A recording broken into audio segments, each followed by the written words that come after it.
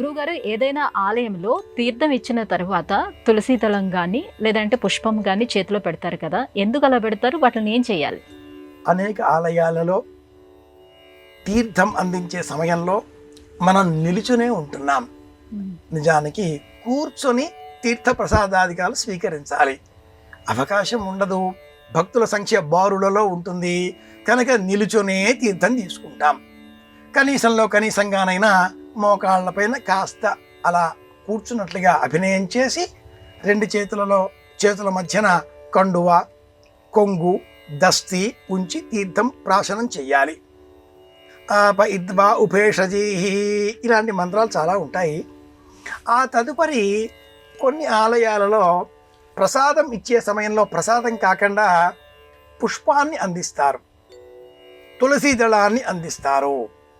పరమేశ్వరార్పణమైనటువంటి ఆ తులసీ దళం కానీ ఆ పుష్పం కానీ మనం శిరస్సు పైన ధరించవలసినవి. పరమేశ్వరుడిని, దైవాన్ని శిరస్సు పైన మోస్తున్నాం అనే భావనతో వారు అందించిన ఆ పుష్పాన్ని కానీ తులసి దళాన్ని కానీ రెండు చేతులతో స్వీకరించాలి. ఒక చేతితో కాదు, తప్పు. రెండు చేతులతో స్వీకరించాలి. అది కూడా ఇలా కాకుండా దోసిలితో స్వీకరించి ముందుగా ఆస్వాదించాలి.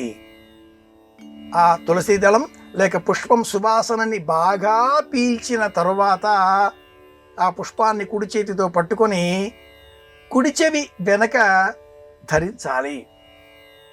ఇల్లాలు ఉన్నవారు ఎడమ చెవి పక్కన ధరిస్తారు. ఇల్లాలు ప్రత్యక్షంగా పక్కన లేనటువంటి వారు కుడి చెవి పక్కన ధరిస్తారు.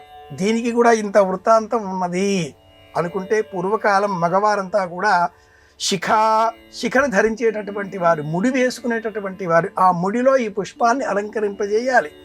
ఈనాటి కాలంలో ముడి లేని వాళ్ళం అయ్యాం కాబట్టి ఆ ముతకతనం, ముడిబారుతనం లేవు కనుక అనే ఉద్దేశంతో ఆ పుష్పాన్ని ఇలా చెవి వెనక చెక్కుకోవాలి.